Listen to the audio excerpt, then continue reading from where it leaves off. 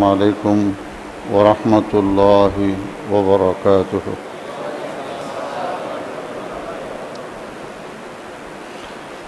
نحمده ونصلي ونسلم على رسوله الكريم. أما بعد فأعوذ بالله من الشيطان الرجيم. بسم الله الرحمن الرحيم.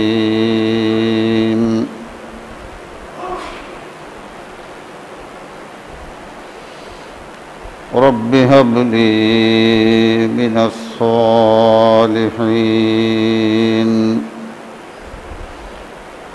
فبشرناه بغلام حليم.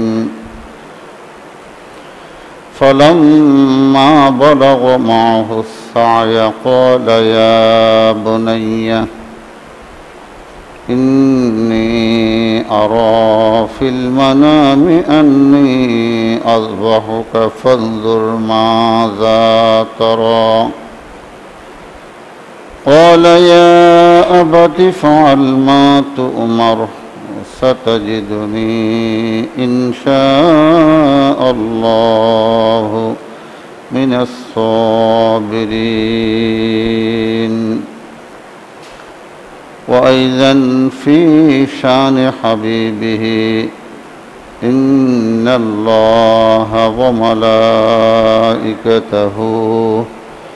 يصلون على النبي يا أيها الذين آمنوا صلوا عليه وسلموا تسليما.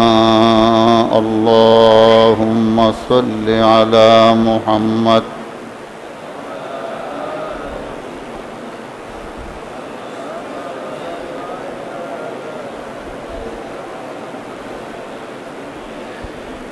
إنك حميد مجيد. اللهم بارك على محمد وعلى آل محمد كما باركت على إبراهيم وعلى آل إبراهيم إنك حميد مجيد.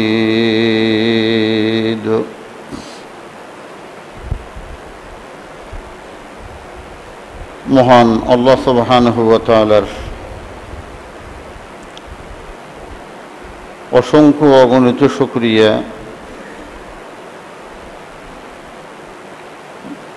যে আল্লাহ সুবহানাহু ওয়া তাআলা আমাদেরকে সলাতুল জুমা আদায়ের জন্য তার ঘরে আসার বসার কোরআন ও সুন্নাহর আলোচনা শোনার তৌফিক দান করেছেন। সে আল্লাহ সুবহানাহু ওয়া তাআলার দরবারে কালিমাতুশ শুকর আদায় করছি, আলহামদুলিল্লাহ। সম্মানিত হাজিরিন, আমি আজকে আপনাদের সম্মুখে হজ ও কোরবানির ঐতিহাসিক তাৎপর্য, হজের সাথে কোরবানির সাথে যমজ সন্তানের মতো সম্পর্ক,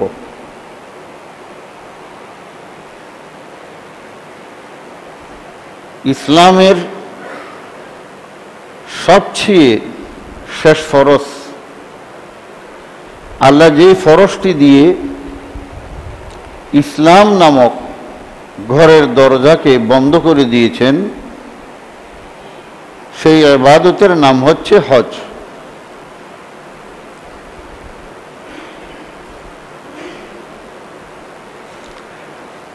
আল্লাহ রাব্বুল আলামিন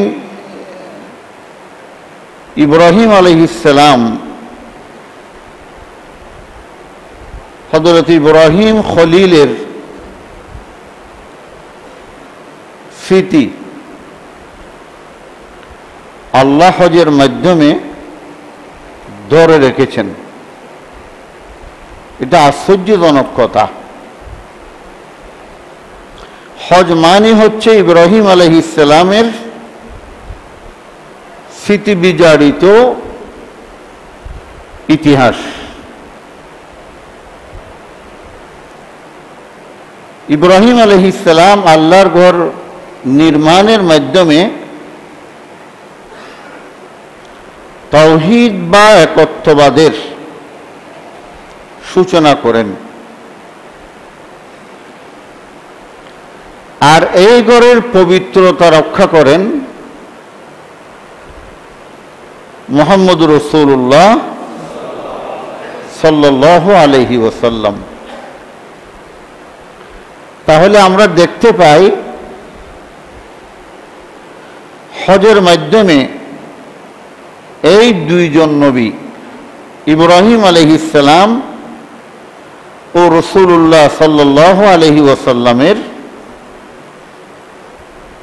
নিদর্শন।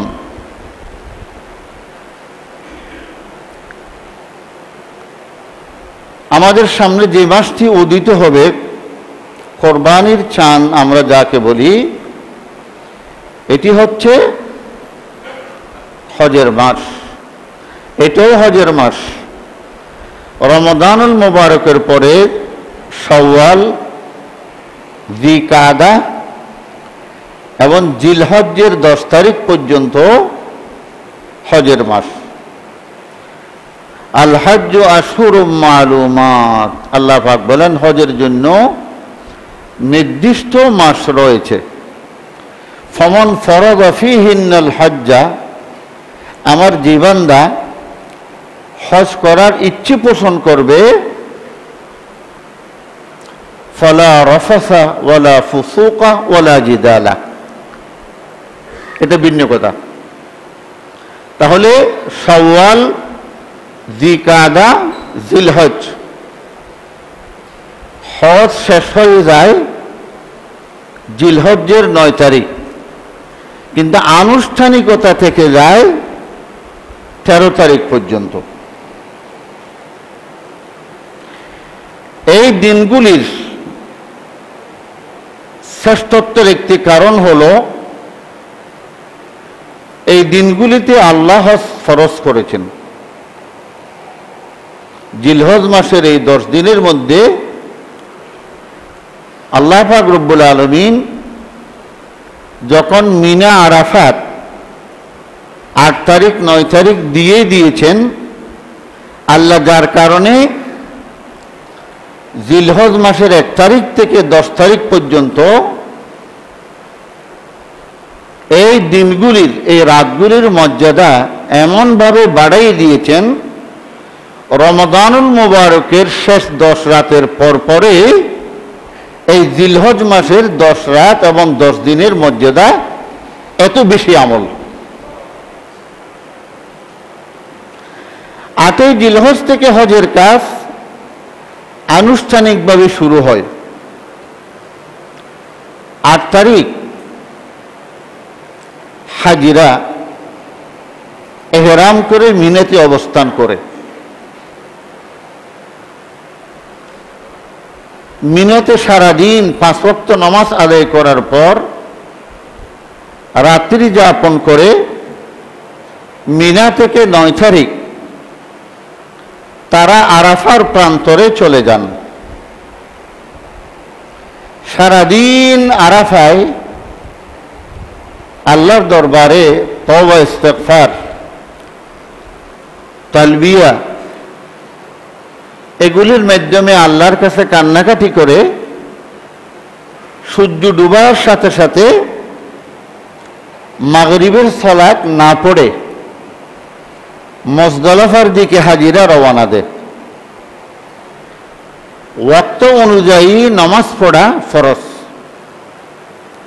ইন্নাস সালাতা কানাত আলাল মুমিনিনা কিতাবাম মাওকুতা, আল্লাহ বলে আমি মানুষের উপর নামাজ ফরজ করেছি নির্দিষ্ট সময়ের উপর। নামাজ যেমন ফরজ, সময়ের সাথে ঠিক সময়ে আদায় করা সেটাও ফরজ।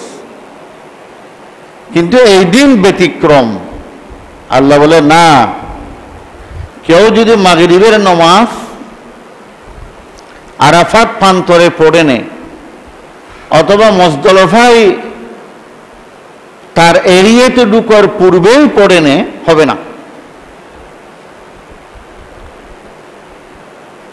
মাগরিবকে পিছিয়ে যখনই আরাফাত হতে মুজদালিফা পৌঁছবেন তখনই দুই ওয়াক্ত নামাজকে একসাথে পড়বে। দেখেন তো, পুরো একটি দিন প্যাকেজ। আসরকে এগিয়ে জোহরের সাথে ঠিক 12:30টায় প্রথম জোহর, তারপরে আসর পড়ে নেবে আরাফাতের মাঠে। মাগরিবকে পিছিয়ে এশারের সময় ফজর শুরু হওয়ার আগ পর্যন্ত সময় আছে। আপনি যদি মুজদালিফা ঢুকতে ফজরের আগ হয়ে যায়, যদি ওয়াক্ত ফজর শুরু হয়ে যায়, তাহলে আপনি নামাজ আদায় করে নেবেন। নতুবা রাত 3টে, 3:30, 4টা পর্যন্ত অপেক্ষা করতে হবে, আপনাকে মাগরিব এশা একসাথে পড়বেন। আল্লাহু আকবার।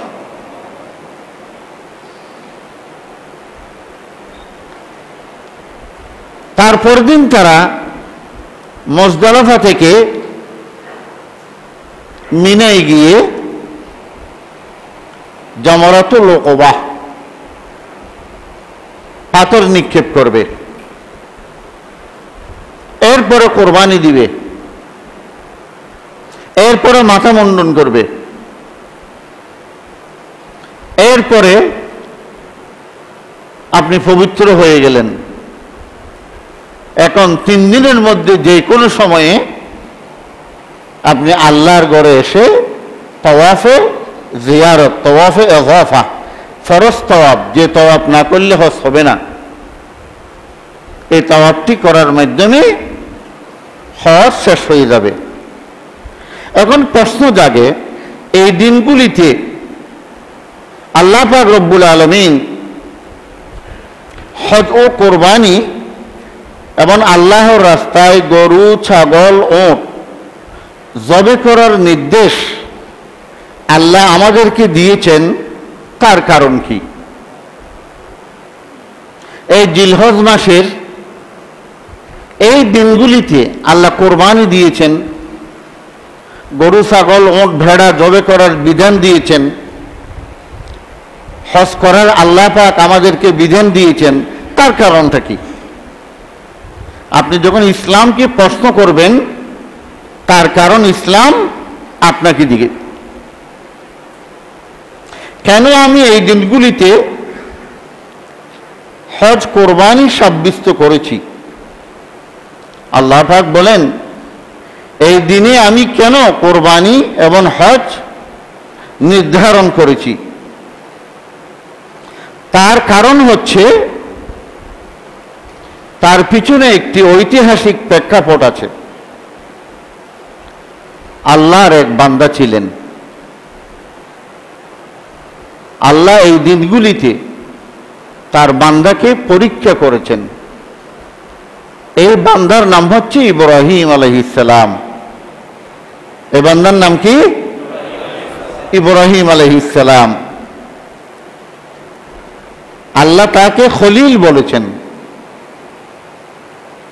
আরবিতে খলিল শব্দের অর্থ হচ্ছে অন্তরঙ্গ বন্ধু। আরবিতে খুল্লাতুন শব্দের অর্থ হচ্ছে অন্তরঙ্গ বন্ধু।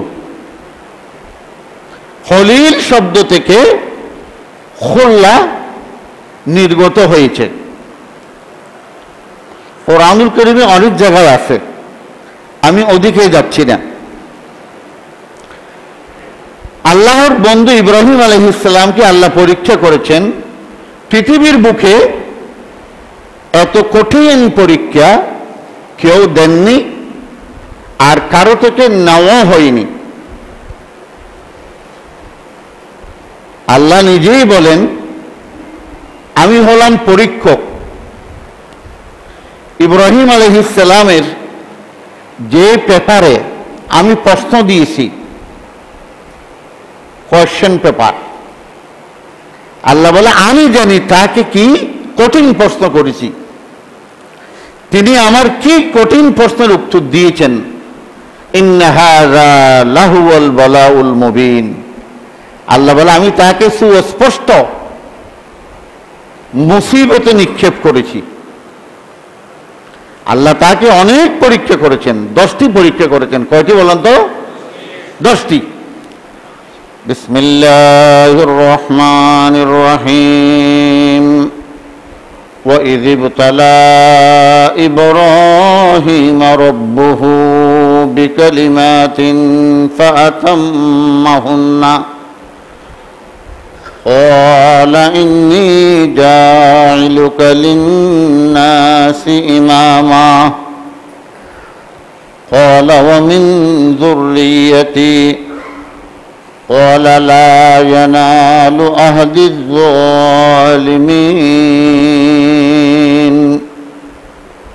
আল্লাহ পাক রব্বুল আলামিন কোরআনুল কারীমে ইরশাদ করেন, আমি আমার ইব্রাহিমকে কিছু কিছু শব্দ দিয়ে, কিছু কিছু কর্ম দিয়ে আমি আল্লাহ ইবতলা করেছি, পরীক্ষা করেছি।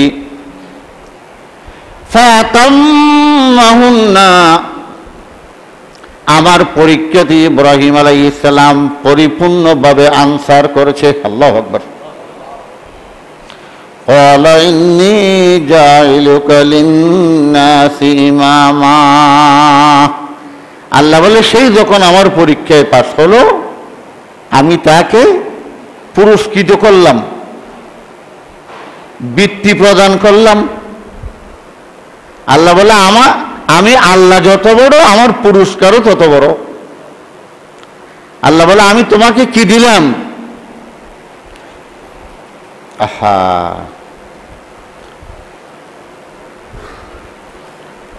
وَإِذِ ابْتَلَى إِبْرَاهِيمَ رَبُّهُ بِكَلِمَاتٍ فَأَتَمَّهُنَّ قال إني جاعلك للناس إماما। আল্লাহ বলে তুমি যখন পরীক্ষায় পাস করেছো, আমি কোন নবীকে তোমার মতো কঠিন পরীক্ষা করি নাই। তোমাকে আমি মিল্লাতে ইসলামের ইমাম বানিয়ে দিলাম। আল্লাহু আকবার। মুসলিম মিল্লাতের নেতা বানিয়ে দিলাম। মুসলিম মিল্লাতের নেতাকে ইব্রাহিম আলাইহিস সালাম। এই জন্য আমাদের প্রতিটি আমলে, প্রতিটি কাজে ইব্রাহিম আলাইহিস সালামের সুন্নাহগুলি আল্লাহ নিজেই ভালোবেসে উম্মতে মুহাম্মদিয়ার সুন্নাহ বানিয়ে দিয়েছেন। মা হিয়াল আযাহি, সাহাবায়ে কেরাম আল্লাহ রসুলকে বলেন, ইয়া রাসূলুল্লাহ কোরবানি কি? কোরবানিটা কি? আদে সুন্নাত আবিকুম ইব্রাহিম, এটা হচ্ছে আমার বন্ধু ইব্রাহিম আলাইহিস সালামের সুন্নাত।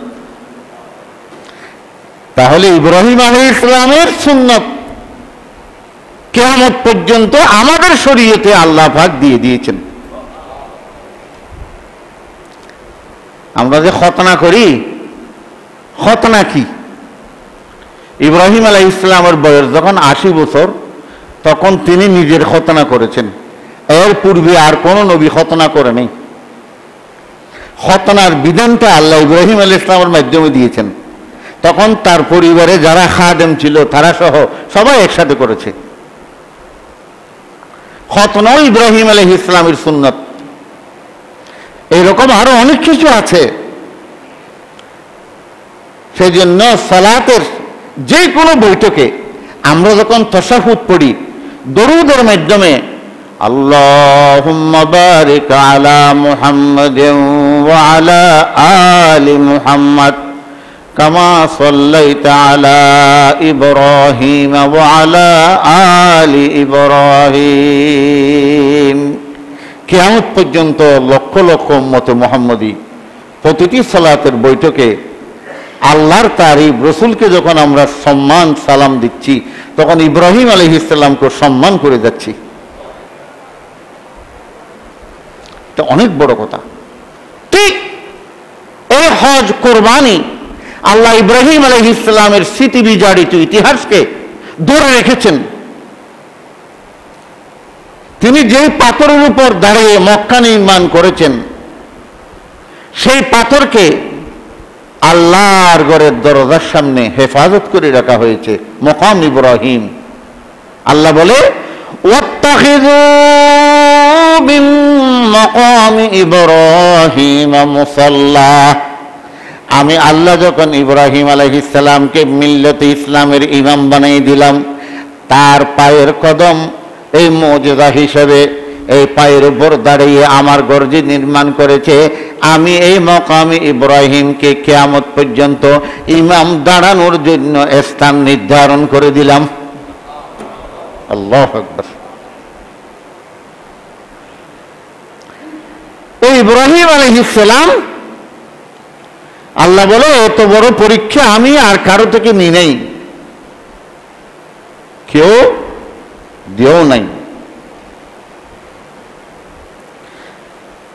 আল্লাহ তার কাছ থেকে পরীক্ষাগুলো নেওয়া শুরু করলেন 8 তারিখ থেকে। আমি যখন একটু ঘুরে আসবো তারপরে বুঝবেন। আল্লাহ পাক তাকে বিভিন্ন পরীক্ষা করেছেন। আল্লাহ যাকে বন্ধু বানায়, সোজা কথা না। আমরা মনে করি বালা মুসিবত যার উপর নাযিল হয় আল্লাহ তাকে দেখতে পারে না, আযাব দিচ্ছে না।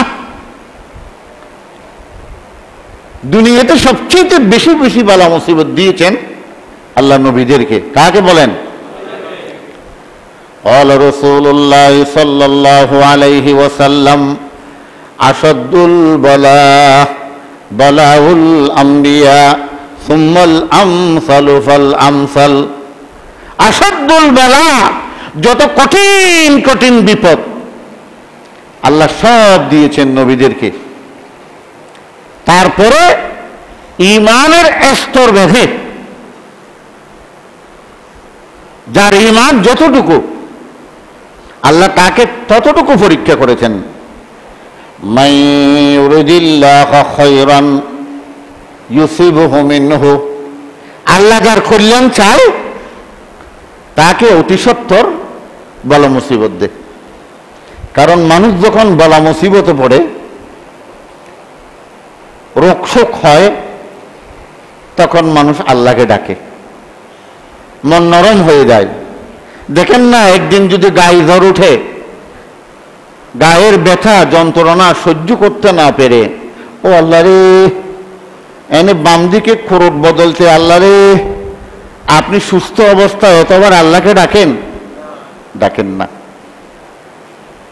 এই জন্য হাদিসে এসেছে, কোন বান্দায়ে মুমিনের যদি একদিন গায়ে জ্বর হয়, আল্লাহ তার 3 বছরের সগীরা গুনাহ মাফ করে দেয়। যদি বান্দায়ে মুমিন হয়।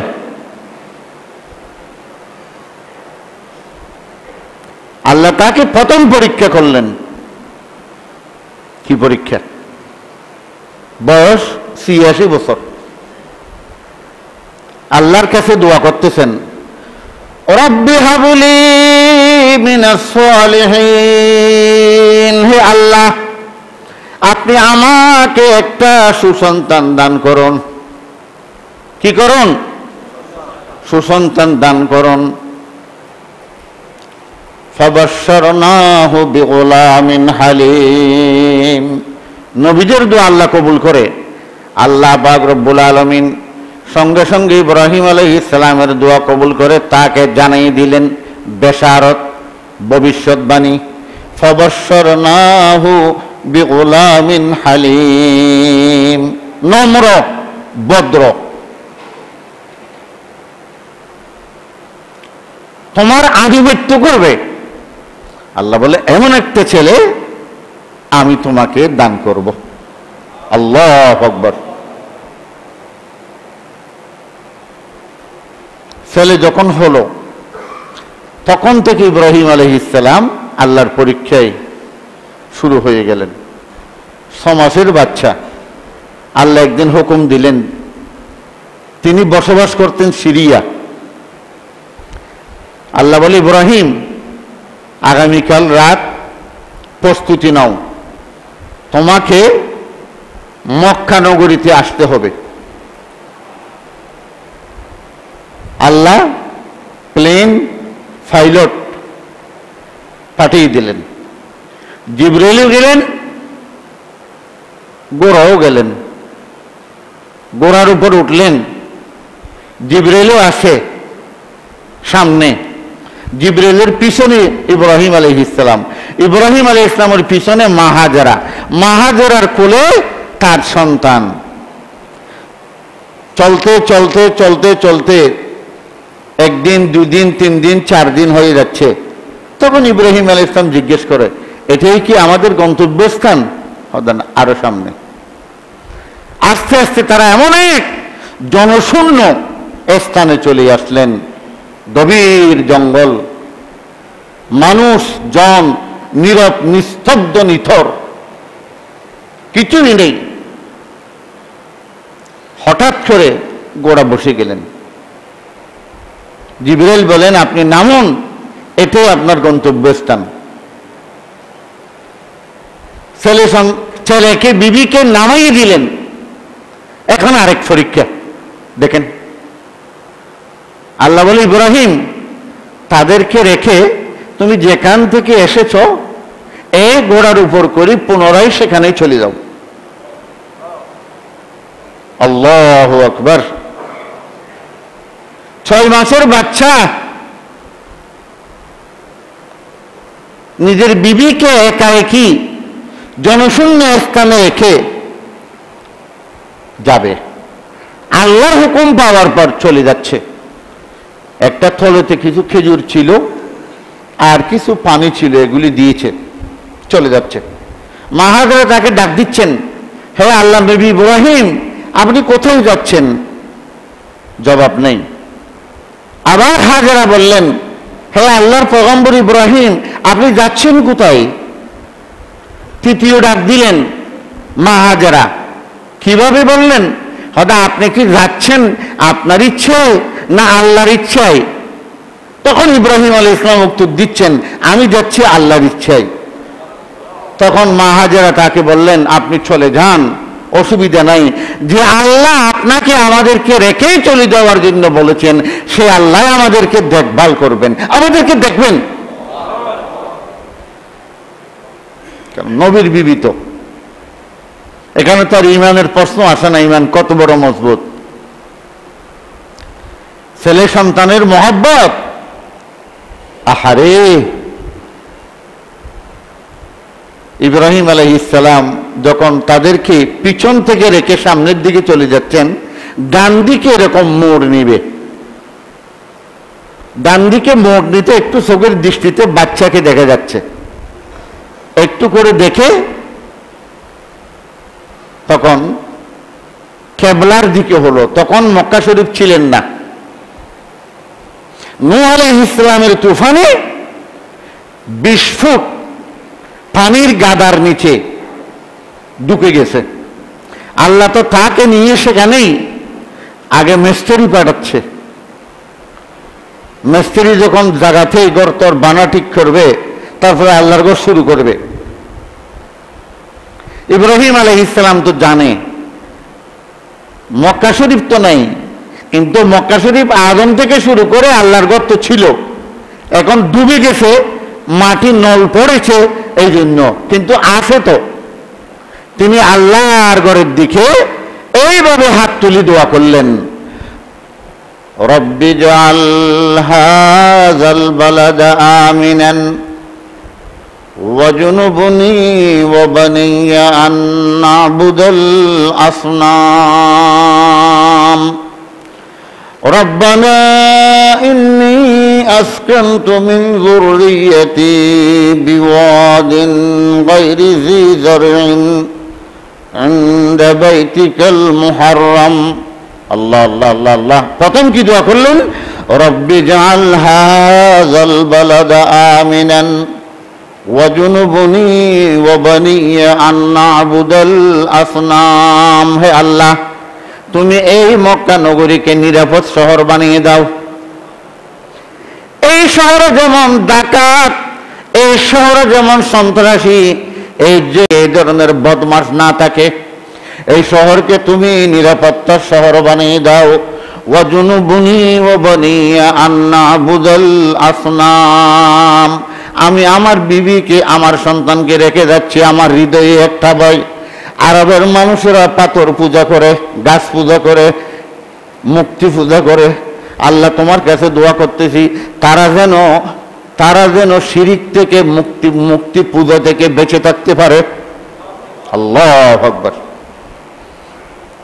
আল্লামা ইবনে কাসির এই আয়াতের তাফসীরে বলেছেন, আমি প্রায় সময় বলি এই কথাটা, মানুষ যখন বিদেশ ভ্রমণে যায় 3-4 বছরের জন্য, ছেলে মেয়ে পরিবারকে সামনে নিয়ে বসে একটা নসিহত করতে হবে, আমি চলে যাচ্ছি, আমি যাওয়ার পরে তোমরা কখনো শিরিক করবে না, কোনো মাজারে যেও না, কোনো পীর, কোনো মাজার, কোনো বটগাছ, কোনো তুলসী গাছ, কারো সামনে মাথা নত করো না, আল্লাহর সাথে সম্পর্ক বিচ্ছিন্ন হয়ে যাবে। লোকমান হাকিম কবরে চলে যাচ্ছে, মালাকুল মউত জান কবজা করার জন্য এসেছে। লোকমান হাকিম বললেন, ভাই মালাকুল মউত, আপনি একটু আল্লাহর কাছ থেকে বলেন, আমি বলছি আমাকে 1 মিনিট 2 মিনিট সময় দিতে, আমার একটা ছেলে আছে, তাকে একটু আমি কিছু নসিহত করব। আল্লাহ বললেন, নসিহত করো, অসুবিধা নেই। কি বললেন? ইয়া বুনাইয়া লা তুশরিক বিল্লাহ ইন্নাশ শিরকা লাযুলমুন আযীম। হে আমার সন্তান, আমি দুনিয়া থেকে চলে যাচ্ছি, এই দেখো মালাকুল মউত আমার সামনে, তোমার সাথে কথা বলা শেষ, তারপরে আমি আল্লাহর ডাকে সাড়া দিয়ে দেব। জীবনের একটি শেষ কথা বলি, যে কাজটি করলে আল্লাহ সেই পরিবারের সাথে সম্পর্ক রাখে না, সেই পরিবারে আল্লাহর রহমত আসে না, আল্লাহর বরকত আসে না, আল্লাহ সেই পরিবারকে আল্লাহর দায়িত্ব নেন না, যেই পরিবারে শিরিক হয়। ইয়া বুনাইয়া, হে আমার নিজ রক্তের সম্পর্ক সন্তান, লা তুশরিক বিল্লাহ, কখনো শিরিক করিও না। ইন্নাশ শিরকা লাযুলমুন আযীম, শিরিকের চেয়ে বড় গাদ্দারি, শিরিকের চেয়ে বড় বেয়াদবি, শিরিকের চেয়ে বড় অত্যাচার, শিরিকের চেয়ে বড় অনাচার, শিরিকের চেয়ে বড় পাপাচার আল্লাহর জমিনে আর কিছুই নেই।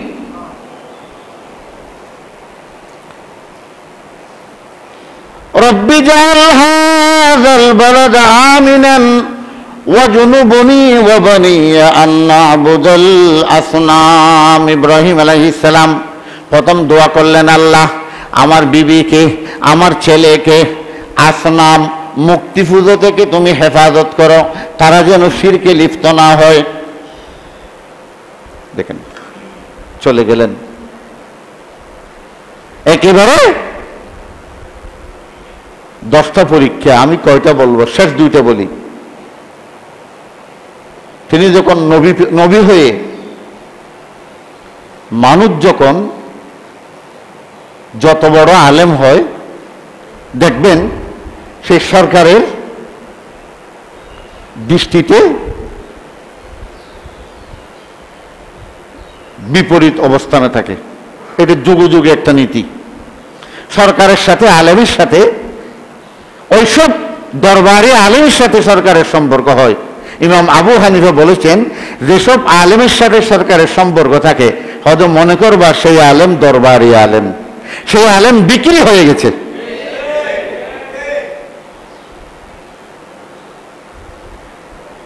আল্লাহ আল্লাহ আল্লাহ আল্লাহ। হযরত মাওলানা সিদ্দিক আহমদ আজহার সাহেব একটা কবিতা লিখছেন, মোদের মাঝে এমন বহু মৌলবীও আছে, স্বার্থপরাধ খোদাদ্রোহীর তালে তালে নাচে। এ সমস্ত ফেট মৌলবী দিন করিল বিরানা, আসতেছে ইসলামী জামানা। আল্লাহু আকবার, কত সুন্দর কথা বলেছেন। মোদের মাঝে এমন বহু মৌলবীও আছে, স্বার্থপরাধ খোদাদ্রোহীর তালে তালে নাচে। এ সমস্ত ফেট মৌলবি দিন করিল বিরানা, আসতেছে ইসলামী জামানা। মক্কা নেওয়ার বাহানা দিয়ে মস্কো নেওয়া যাবে না, এরকম অনেক কবিতা তার। ইব্রাহিম আলাইহিস সালাম নমরুদের খপ্পরে পড়লেন। নমরুদ বলে, ইব্রাহিম তোমার কথার মানুষ আমাদের বিরোধিতা করছে, খবরদার আমার রাষ্ট্র থেকে তুমি এই আইন, এই নসিহত, তোমার উপদেশ চলবে না। তখন শুরু হয়ে গেল দস্কা দস্তি। শেষ ফল নমরুদ দিল আগুনের মণ্ডপে। কোথায় দিল? আগুনের মণ্ডপে। ইব্রাহিম আলাইহিস সালাম খুশিতে যাচ্ছেন, রাষ্ট্রীয় সমস্ত মন্ত্রীরা দাঁড়ানো। আল্লাহু আকবার। এই অগ্নিমণ্ডপের কথা যদি জানাই, ইরানের মধ্যে কিছু কয়লা আছে যেগুলিকে আগুন ধরাতে গিয়ে কমপক্ষে 17 ঘন্টা লাগে, আর আগুন নিভে গেলেও 35 ঘন্টা পর্যন্ত তার সম্পূর্ণ তাপ থাকে। এই দেশের যত এই ধরনের মারাত্মক কয়লা আছে সবগুলি এনে জমা করেছে। আগুন যখন পরিপূর্ণ তার শক্তি নিয়ে জ্বলছে, তখন ইব্রাহিমকে সেখানে নিক্ষেপ করল। আল্লাহ আরেকটু পরীক্ষা করতেছে। ইব্রাহিম আলাইহিস সালাম যখন অগ্নিমণ্ডপে পড়লেন, আল্লাহ জিবরাইলকে পাঠালেন, হযরত জিবরাইল তুমি একটু গিয়ে বলো, ইব্রাহিম আপনি তো এখন জ্বলি ধ্বংস হয়ে যাবেন, আমাকে বলুন, আমি আল্লাহকে বলি, আল্লাহ যেন এই অগ্নিমণ্ডপ থেকে তোমাকে কি দে, নাজাত দিয়ে দে। তাহলে কথাটা বুঝেন, ইব্রাহিম আলাইহিস সালাম কাকে বলতেছে? জিবরাইলকে বলবে, কারণ তিনি তো আল্লাহর সাথে ডাইরেক্ট কথা বলতে পারতেছে না। কথা আল্লাহ এবং নবীর মাঝখানে ফিয়ন বার্তারা হচ্ছে জিবরাইল। এখানে কোনো শিরকের গন্ধ নেই। যখন জিবরাইল এসে বললেন, আমি এটাই আপনাদেরকে বলার, বুঝার চেষ্টা করতেছি, ইব্রাহিম আলাইহিস সালামের তাওহীদ যে কত বড় মজবুত ছিল, যার কারণে আল্লাহ তার সাথে অন্তরঙ্গ বন্ধুত্ব করেছে। জিবরাইল এসে বললেন, অগ্নিমণ্ডপে ঢুকলেন, হয়তো আপনি আমাকে বলুন না, আমি একটু আল্লাহকে বলি, আল্লাহ যেন আপনাকে এই অগ্নি থেকে রেহাই দিয়ে দেয়।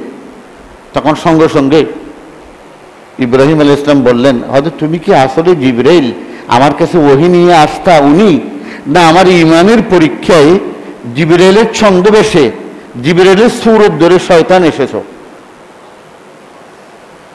আমার আল্লাহ তো বোবা না, আমার আল্লাহ তো অন্ধ না, আমার আল্লাহ তো কানে শুনে না, এমন না,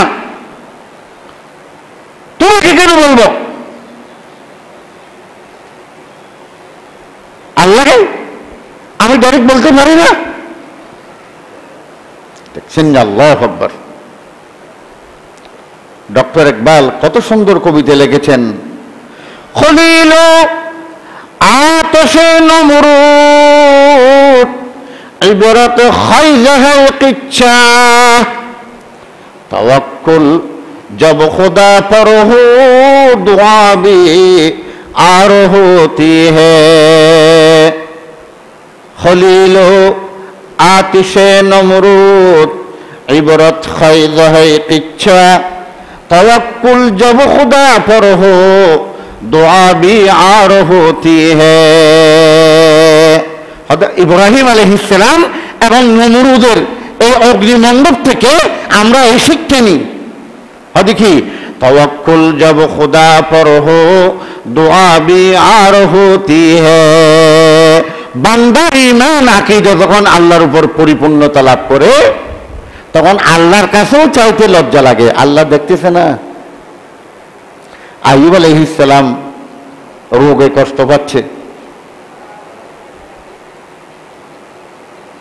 নিজের বিবি অনেক দিন 5-7 বছর কষ্ট করেছে, তারপরে বলতেছে, ও আল্লাহর পয়গম্বর, আপনি একটু আল্লাহর কাছে দোয়া করেন না, এতদিন বলে নেই। তখন আইয়ুব আলাইহিস সালাম বলতেছে, আমার বিবি, আইয়ুব আলাইহিস সালামের বিবি ছিলেন ইউসুফ আলাইহিস সালামের মেয়ে। আল্লাহু আকবার। হয়তো আমার বয়স কত? হয়তো 86 বছর। রোগের বয়স কত? হয়তো 6 বছর। তো আল্লাহর তো দোয়া করব রোগ ভালো হওয়ার জন্য। আল্লাহ যদি একটা প্রশ্ন করে, উত্তরটা আমাকে একটু শিখিয়ে দাও তো। আল্লাহ যদি বলে, তুমি তো 80 বছর ভালো ছিলা, এই জিহ্বা দিয়ে আমার নাজ ও নিয়ামত ভালোভাবে খেয়েছ, রোগের তুলনায় 80 বছরের সুস্থতার তুলনায় 6 বছরের অসুস্থতা তো বেশি নয়। আল্লাহু আকবার, আল্লাহু আকবার। তখন কি বলবো? এটা হচ্ছে নবীদের ঈমান।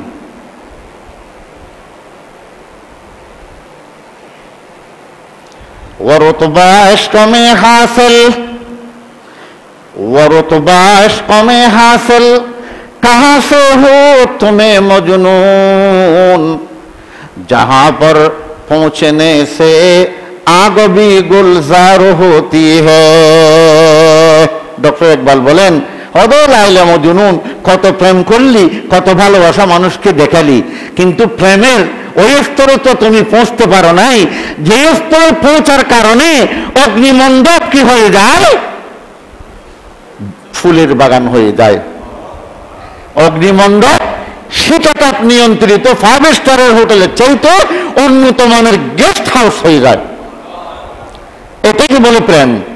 হযরত ইব্রাহিম আলাইহিস সালাম আল্লাহর সাথে যে খলিল অন্তরঙ্গ বন্ধুত্ব করেছে, তখন আল্লাহ তার ঈমানের পরীক্ষা দেখে ডাক দিলেন, কুল্লা ইয়া নারু কুনি বারদাও ওয়া সালামান আলা ইব্রাহিম। আল্লাহ পাক বলেন, হে আগুন, তুমি নিভে যাও, ঠান্ডা হয়ে যাও। ওয়া সালামান, আবার এমন ঠান্ডা হবো না যে ঠান্ডাতে মানুষ কষ্ট পায়।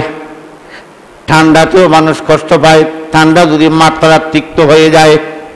আল্লাহ পাক বলেন, আমার ইব্রাহিম সালাম যেন শান্তিতে থাকতে পারে।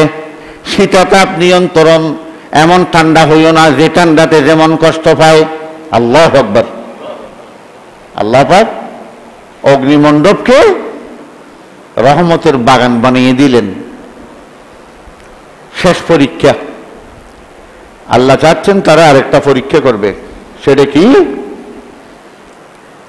বাচ্চার বয়স যখন 5 বছর, 5.5 বছর, 6 বছর, ফালাম্মা বালাগা মাহুস সায়া ক্বালা ইয়া বুনাইয়া ইন্নী আরা ফিল মানাম।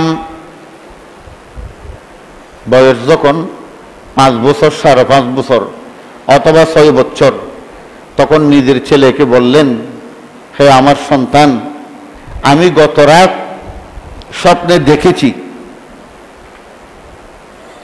কি দেখেছি?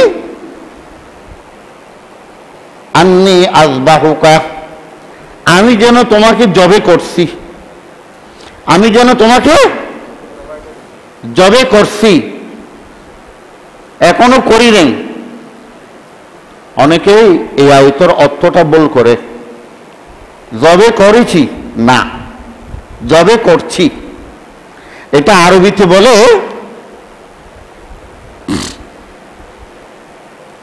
শব্দটা এইভাবে, ইন্নী আরা ফিল মানাম, আমি যেন দেখছি। বলা দরকার ছিল আমি দেখেছি, কিন্তু তিনি বলেছেন দেখছি।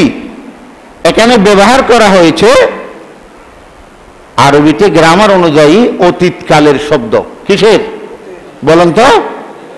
অতীতকালের শব্দ। কিন্তু তিনি তা বলেন নাই, তিনি বলেছেন আমি যেন দেখছি। আরা, এই স্বপ্ন সুস্পষ্ট, এখনো জবে করা হয় নাই, কাজটি বাস্তবায়িত হয় নাই, আমার চোখের সামনে বাঁচছে, আমি এখনো দেখছি। আমার ব্রেইনে, আমার মন মানসিকতায় এই কাজটি বাঁচতেছে। আন্নী আযবাহুকা, আমি যেন তোমাকে জবে করছি, জবে করে ফেলছি না। ফানজুর মাযা তারা, বাবারে একটু বলো তো, ফানজুর তুমি একটু দৃষ্টি দাও, চিন্তা করো, মাযা তারা এই ব্যাপারে তোমার মতামত কি। এখানে একটা বড় প্রশ্ন আছে। আল্লাহ যখন ইব্রাহিম আলাইহিস সালাম নবী, তাকে বলেছেন তোমার ছেলেকে আমার রাস্তায় তুমি কি করো, কোরবানি করো, তাহলে তিনি কোরবানি বাচ্চাকে নিয়ে করিয়ে না দিবেন, বাচ্চার থেকে কেন পরামর্শ নিচ্ছেন? এখানে বিরাট একটা পরীক্ষা। আল্লাহ বলে কেন পরীক্ষা একটা না দুইটা আছে, বাচ্চার জন্য পরীক্ষা, পিতার জন্য পরীক্ষা। আল্লাহ বলে ছেলে কি বলতে চায় এটা আমি শুনতে চাই। আল্লাহ মানুষকে এই কথা দেখাচ্ছেন, নবীর রক্ত দিয়ে যে ছেলে আসে, ঈমান যার রক্তের সাথে জীবাণুর সাথে সংমিশ্রণ, তার মুখ দিয়ে কি শব্দ বের হয়? সাতাজিদুনি ইনশাআল্লাহু মিনাস সাবিরিন ক্বালা ইয়া আবাতি ফাআল। এটা খুব মায়াময়ী শব্দ। পিতাকে খুব আদর যত্ন করে ডাকলে এই শব্দটা হয় কি? ক্বালা ইয়া আবাতি, হে আমার পিতা, ইফআল আপনি বাস্তবায়িত করুন, মা তু'মার আল্লাহ আপনাকে যে হুকুম দিয়েছেন, সাতাজিদুনি ইনশাআল্লাহু মিনাস সাবিরিন, আশা করা যায় আপনাকে আমি প্রত্যেক কাজের মধ্যে এই কাজে সহযোগিতা দান করব। আল্লাহু আকবার। আমাকে জবে করার জন্য যত কিছু প্রস্তুতির প্রয়োজন আমি আপনাকে সহযোগিতা দিয়ে দেব। मोहब्बत में पैदर बेटे को, मोहब्बत में पैदर बेटे को कर देता है कुर्बानी, ज़बीहुल्लाह कहलाती है वही फर्जंद लासानी। अल्लाह अल्लाह अल्लाह अल्लाह अल्लाह। फलम्मा अस्लमा वतल्लहु लिलजबीन, ইব্রাহিম আলাইহিস সালাম নিজের ছেলে কে মিনে নিয়ে এমন একটা জায়গায় গেলেন, ওয়াতাল্লাহু লিল জাবিন, জাবিন বলা হয় এদিকেও পাহাড় একটু উঁচলে, এদিকেও একটু উঁচলে, অর্থাৎ এইভাবে।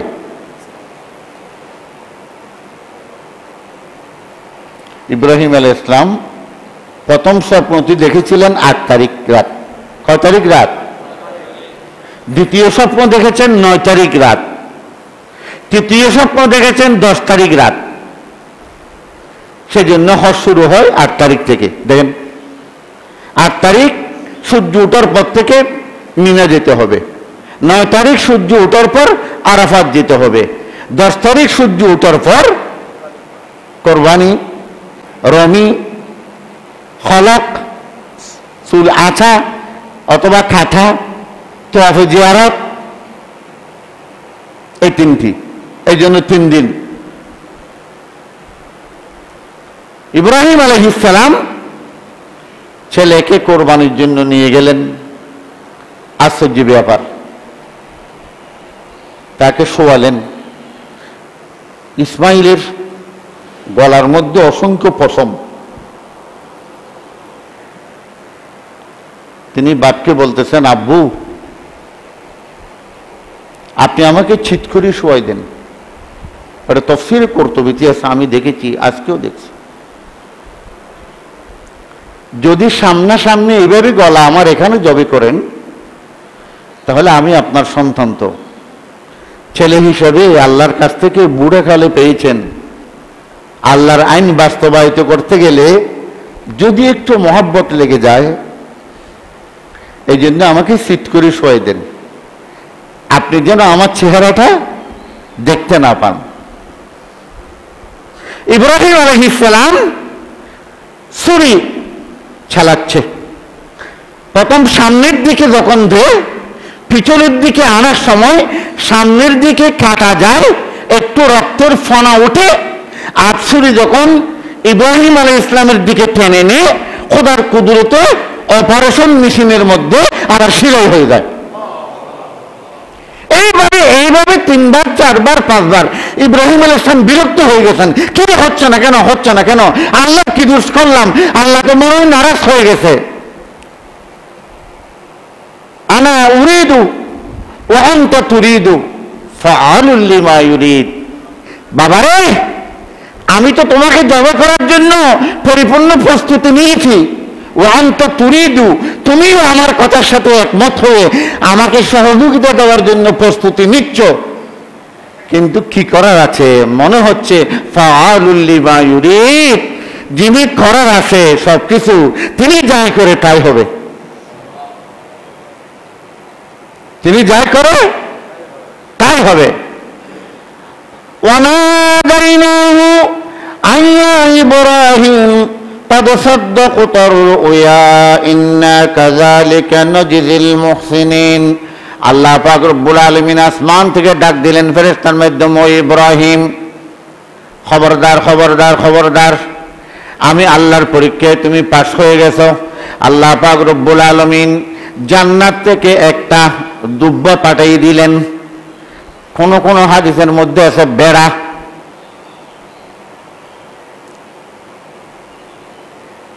আল্লাহ পাক বলেন, কদ সাদ্দাক্তার রুয়া, তুমি তোমার স্বপ্নকে বাস্তবায়িত করেছো পরিপূর্ণভাবে। ইন্না কাযালিকা নাজিল মুহসিনিন। তারপরে শেষে আল্লাহ কি বলেন, সালামুন আলা ইব্রাহিম। আল্লাহু আকবার। আমার পক্ষ থেকে ইব্রাহিমের উপর শান্তি বর্ষিত হোক। ইন্না ইব্রাহিম লাআওয়াহুন হালিম। ইব্রাহিম আলাইহিস সালাম ছিলেন আল্লাহর অনুগত বান্দা। আপনি এই কথাগুলি থেকে কি বুঝতে পারলেন? আমরা যে কোরবানের গরু কিনি, আল্লাহ সন্তানের পরিবর্তে যে গরু কোরবান, ছাগল কোরবান, মোষ কোরবানের বিধানটি দিয়েছেন, এটা আল্লাহ তো আমাদের উপর বড় ইহসান করেছেন। এই কোরবানটা কি? মা হিয়াল আযওয়াহি। সৌদি আরবের মধ্যে তাদের কোনো ছেলে সন্তানেরা কিয়ামত পর্যন্ত কোরবানি এখনো দেখে নাই। কোরবান হচ্ছে ইবাদত। যারা সৌদি আরবের ছেলে, আবুধাবি, কুয়েতের ছেলে, এরা কোরবানি দেখে নাই, এরা ইবাদতটা দেখছে। গরু কিনবে, উট কিনবে, যেখানে কসাই কেনা সেখানে জবে করবে, বাস 1 কেজি 1.5 কেজি গোস্ত নিয়ে চলে আসবে, আরগুলি রেখে দিবে। এগুলি জবে করে বাস কোরবানির দিন কোরবানি হচ্ছে আল্লাহর দেওয়া একটা মেজবান। এখন তো কোরবানের আগে আমরা নতুন ফ্রিজ কিনি, এটা নাজায়েজ নয়। কোরবানির গরু কেনার জন্য কার চাইতে কে বড় কিনবো? আল্লাহ বলতেছে ওরা যার গোয়ে আর নফদ না। আল্লাহ বান্দাকে পরীক্ষা করতেছে। আল্লাহ বলো, তুই তোর সন্তানকে আমার রাস্তায় দিতে পারবি কিনা। একটা ছেলেকে মাদ্রাসায় দিতে বললে মাদ্রাসায় দিতে পারে না, হুজুর হলে ভাত খেতে পারে না। আল্লাহর মতো আমরা তো ভাত খাই না, এত ডায়াবেটিসের কারণে ডাক্তার বলে শুক্তো মাছ গোস্ত তরি তরকারি খাও। হুজুররা শুধু মাছ গোস্তাই খাচ্ছে, ভাত খাচ্ছে না। তো যে ব্যক্তি এই ঈমান নিয়ে কোরবানি 10টাও করবে, আল্লাহর কি লাভ হবে? এটা কোরবানি তো না, এটা গরু জবে করা। লা ইয়ানালাল্লাহু লুহুমুহা ওয়ালা দিমাউহা ওয়ালাকিন ইয়ানালুহুত তাকওয়া। আল্লাহ পাক বলেন, তোমাদের রক্ত মাংস আমি আল্লাহর কাছে আসে না, তোমার হৃদয়ের মধ্যে কি নিয়ে তুমি কোরবানি করেছো আমার কাছে সেই জিনিসটি আছে। কোরবানি বাড়িতে হয় না, কোরবানি আপনার উঠোনের মধ্যে গরু জবে করলে তা হয় না। আল্লাহ পাক বলেন, কোরবানির নিয়তে যখন বান্দা গরু হাটে যায়, পাহাড়তলি যায়, সাগরিকে যায়, তার উদ্দেশ্য কিরকম? যাওয়ার সময় আল্লাহ পাক রব্বুল আলামিন তার আমলনামায় কোরবানি লিখে ফেলে। আপনি কোরবানি কি জন্য কিনতেছেন, গরু কি জন্য কিনতেছেন, আপনার উদ্দেশ্যটা কি? আল্লাহ বলতেছে, যদি আমি চাই আমার দ্বীনের জন্য মাদ্রাসা এতিমখানা তো বড় কথা নয়, আল্লাহর দ্বীনের জন্য ছেলে দেওয়া এটা তো বড় মারাত্মক। যেখানে মাদ্রাসায় দিচ্ছেন না সেখানে কোথায় আল্লাহর দ্বীনের জন্য দিবেন? অতএব আপনার উপর এরকম ব্যক্তির উপর কোরবানিও ওয়াজিব নয়, এগুলি গোস্ত খাওয়া। কেউ গরুয়ার থেকে গরু কেনার সময় গরু চুরি হয়ে গেল, লোকটা যদি হাজার হাজার কোটি মিলিয়ন বিলিয়ন ডলারের মালিক হয়, শরীয়ত বলে তুমি আরেকটা গরু কিনবে না, তোমার কোরবানি হয়ে গেছে।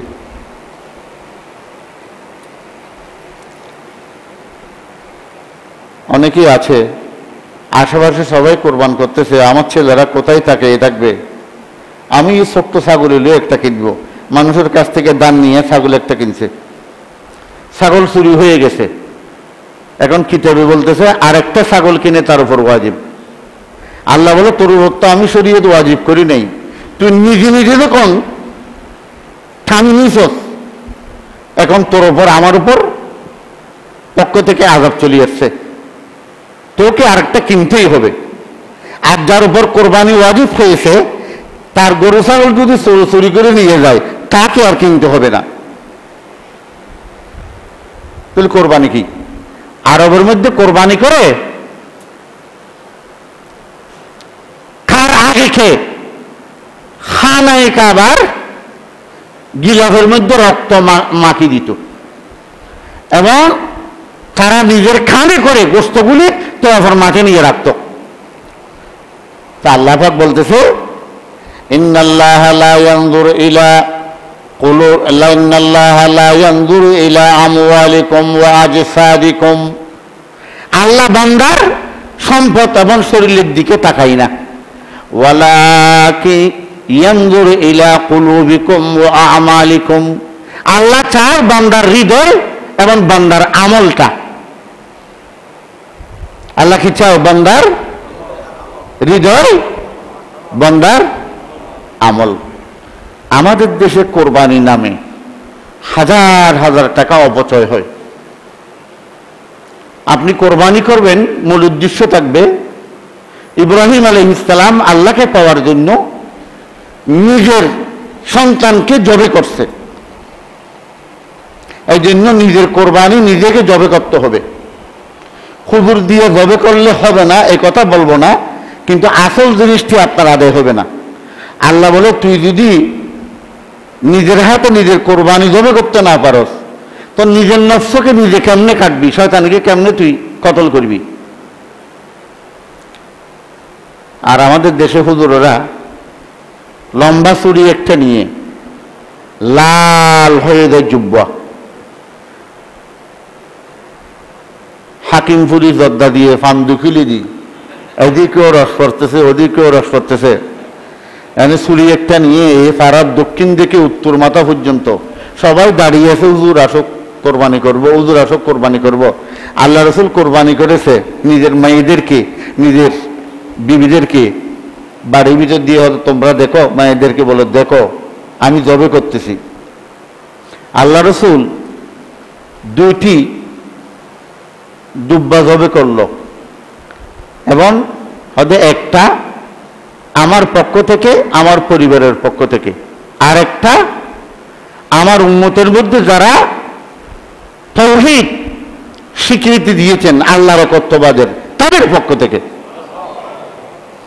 আমাদের দেশের লিস্ট একটা নিয়ে দাঁড়াই থাকে, এক ঘরে কোরবান করলে 5 ভাই মিলি একই বাড়িতে, কারা 5 ভাই, হয়তো আব্দুর রহমান, আব্দুল কলিম, নুরুল্লাহ, আব্দুল সলিম হুজুর এরকম গরিগণে তারপরে জবে করে। এটা বহুদা কাজ। আপনি আব্দুর রহমান এগুলি কাকে শিখেছেন?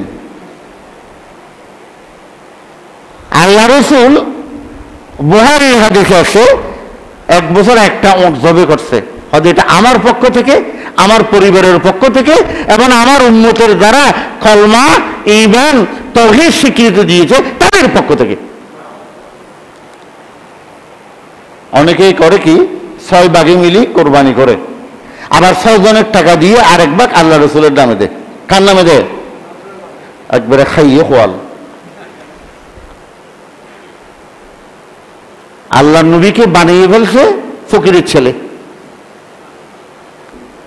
হ্যাঁ, কেউ যদি একা চায় একা দিতে পারবে, 6 জন থেকে নিয়ে যাওয়া যাবে না বাকবন্টন করে। নবী কোনো ফকিরের ছেলে ছিল না, এই জন্য আল্লাহ নবী একেবারে বেঁচে গেছে, 6 জন মিলে উঠেই দিতে হবে, আপনি একা দেন। এই জন্যই মিলাদুন নবীর গোস্ত হারাম। যারা মিলাদুন নবীর গোস্ত খায় আল্লাহ জানে যতক্ষণ ফেরে থাকবে ততক্ষণ নামাজ, রোজা, হজ, যাকাত, ইবাদত কিছুই কবুল হবে না। কারণ সারা মার্কেট থেকে টাকা তুলছে। এখানে সন্ত্রাস, 1 নম্বর সন্ত্রাসী চাঁদা আছে। কাউকে বলে 2000 টাকা দাও, গ্যাসের সেক্রেটারি সভাপতি না ভাই 1000 টাকা নেন।